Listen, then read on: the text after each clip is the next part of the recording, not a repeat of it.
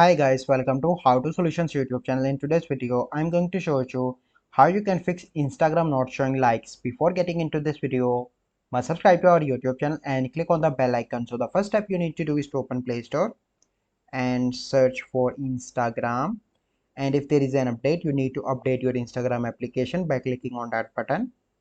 Once you've done that, you simply need to go into the settings and go into the app management and go into the app list and search for Instagram and click on storage and cache. And the first step you need to clear cache, and after that you need to clear storage. And once you complete all those steps, you simply need to log in into your Instagram account, and then you need to click on your profile picture. So let me show you.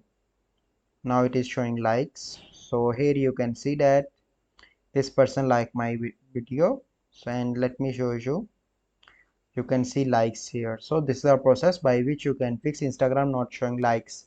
I hope you find this video helpful. If you find this video helpful, must like this video, subscribe to our YouTube channel for future videos. We'll see you in the next video. Thank you. Have a good day.